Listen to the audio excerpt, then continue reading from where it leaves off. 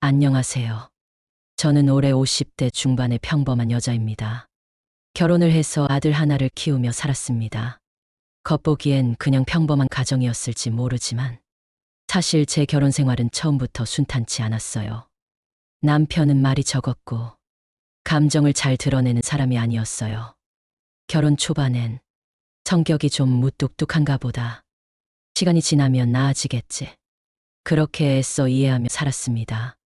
하지만 시간이 흐를수록 그 무뚝뚝함은 무관심이 되었고 그 무관심은 점차 냉소와 폭언으로 바뀌었습니다. 남편은 술만 마시면 꼭 시비를 걸었어요. 어느 날은 대뜸 이렇게 말했어요. 누가 너 같은 여자를 데리고 살아주냐. 집구석에 앉아서 밥만 축내는 게 내 일이냐. 처음엔 충격이었고 나중엔 그냥 참는 게 일상이 되었죠. 그 말들이 지금도 제 귓가에 또렷하게 맴돕니다. 밤중에 혼자 울면서 베개를 적신 날이 한두 번이 아니었어요. 게다가 몇 번은 바람을 피운 정황도 있었습니다. 그 사람 휴대폰을 몰래 봤다가 여자 이름으로 된 메시지, 심지어 둘이 주고받은 사진까지 본 적도 있어요. 용기 내서 따졌죠. 당신 바람 피우는 거야? 그러면 남편은 늘 똑같은 말만 했어요. 내가 잘한 건 없지만 넌 나한테 뭐 잘한 게 있어? 맨날 집에 처박혀 있으면서 나 같으면 질렸겠다. 그 말을 들을 때마다 내가 정말 무가치한 사람처럼 느껴졌습니다. 그래도 참았습니다. 왜냐면 아들이 있었으니까요. 그 아이에게는 아빠가 필요할 거라고 가정이 무너지는 모습을 보여주기 싫었어요. 하지만 남편은 아이에게 전혀 관심이 없었어요. 돌이켜보면 한 번도 아들의 학예회나 운동회에 온 적도 없고 유치원 상담이나 초등학교 입학식도 바빠 한마디로 안 왔던 사람이에요. 아들이 아프다고 열이 펄펄 끓어도 병원에 함께 간 적 없고 밤새 아이 옆에서 간호한 것도 언제나 저 혼자였어요. 제가 무너져도 이 아이만은 흔들리지 않게 하고 싶었습니다. 그래서 매번 남편의 말에 맞서지 않고 참고 또 참았어요. 언젠가는 달라지겠지. 그래도 아빠니까, 그래도 남편이니까 그렇게 스스로를 계속 설득하며 하루하루를 버티며 살았습니다. 하지만 그 버팀이 결국 저를 무너뜨리게 될 줄은 몰랐습니다. 그런데 지금으로부터 5년 전 남편은 말 한마디 없이 사라졌습니다. 정말 아무 예고도 없었습니다. 그날도 여느 날처럼 아침에 출근 준비를 하더니 무표정한 얼굴로 나갔어요. 사실 인사조차 없어진 지는 오래됐지만요. 그때까지만 해도 늘 그렇듯 퇴근하고 집에 돌아올 줄 알았습니다. 하지만 그날 밤 남편은 집에 돌아오지 않았습니다. 처음엔 회사에서 회식이라도 한 줄 알았어요. 늦게 들어오겠지 싶어 휴대폰으로 전화를 걸었습니다. 신호는 가더군요. 그런데 받지를 않았습니다. 그날은 그러려니 했죠. 하지만 다음 날도 그 다음 날도 전화는 받지 않았습니다. 카카오톡은 계속 읽지 않음. 답장도 없었고 회사에도 연락해보니 며칠 전부터 출근하지 않았다고 하더군요. 그때부터 공포가 시작됐습니다. 무슨 일이 생긴 건 아닐까? 혹시 사고라도 난 건 아닐까? 병원에 있는 건 아닐까? 온갖 생각이 머릿속을 휘젓고 다녔습니다. 남편의 가족, 시댁에도 전화를 했습니다. 며칠째 연락이 안 돼서요. 그런데 돌아온 대답은 나도 모른다. 연락 끊고 지낸 지 오래다. 심지어 시댁 식구들은 대수롭지 않게 넘기기까지 했습니다. 남편은 진짜 증발해버린 것처럼 연락이 되는 어떤 사람도 없었고 단서도 없었습니다. 휴대폰은 꺼져 있지도 않았습니다. 신호는 계속하지만 받지 않았고 메시지나 카카오톡은 읽지도 않았습니다. 제가 그 사람과 결혼을 했던 게 꿈이었나 싶을 정도로 그 흔적조차 느낄 수 없었습니다. 경찰에 실종 신고를 할까도 고민했습니다. 그러던 어느 날 찾지 마라는 문자 한 통만 남겨져 있더라고요. 그렇게 저는 매일같이 전화기를 붙들고 살았습니다. 눈을 뜨면 남편 번호를 눌러보고 밤이 되면 혹시나 그가 돌아올까 현관불을 켜두고 자는 날이 많았습니다. 그런데 그 사람은 끝내 돌아오지 않았습니다. 그렇게 시간이 흘렀습니다. 1년, 2년, 3년.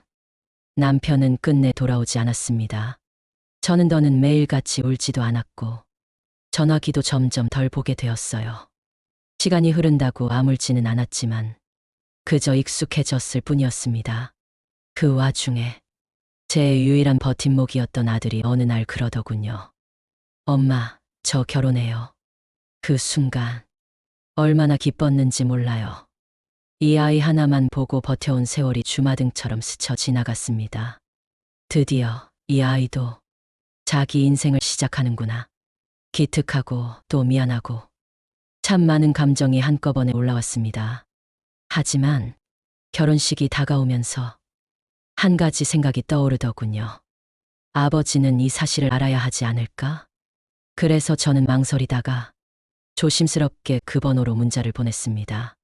당신 아들 결혼에 당신이 어떻게 살고 있는지는 모르겠지만 아들이 당신 자식이라는 사실은 변하지 않잖아요. 답장은 없었습니다. 예상은 했지만 어쩐지 이번엔 올 것 같기도 했습니다. 하지만 며칠이 지나도 여전히 감감무소식이었고 저는 또다시 혼자 기대하지 말걸 하고 마음을 다잡았습니다. 그런데 그로부터 4일 뒤 한 통의 메시지가 도착했습니다. 나 이제 재혼했어. 앞으로 나한테 연락하지 마. 순간 눈앞이 하얘졌습니다. 그 문장을 몇 번이고 다시 읽었어요. 잘못 본 줄 알았습니다. 정말 그 사람이 맞나? 다른 사람 번호인가 의심까지 했습니다. 그런데 맞더군요. 그 사람은 5년 전 가족을 버리고 사라졌던 그 남편이 맞았습니다. 그리고 이제 와서 재혼을 했으니 연락하지 말라는 겁니다. 그 후 며칠이 지나고 아들의 결혼식 준비로 함께 예복을 맞추고 돌아오는 길에 조심스레 물어봤어요. 사실 몇 번이나 입을 때려다 말았던 말이었죠. 아들아, 혹시 아버지한테 연락해봤니? 그 사람이 집 나간 이후로 너한테 연락 온 적 있었어? 제가 그렇게 물으니 아들은 아주 담담한 얼굴로 말하더군요. 아니요, 엄마. 단 한 번도 연락 온 적 없어요. 결혼한다고도 말 안 했어요. 그 말에 저는 괜히 마음이 철렁했어요. 혹시라도 아이 마음속에 아직 아버지를 기다리는 마음이 있을까? 그래서 괜한 상처를 건드린 건 아닐까 싶어서요. 하지만 아들은 오히려 저를 안심시키려는 듯 말했어요. 엄마, 저는 아버지 없어도 괜찮아요. 아버지 대신 엄마가 있어줬잖아요. 지금까지 잘 키워주신 것만으로도 충분해요. 그 말에 눈물이 또 차올랐습니다.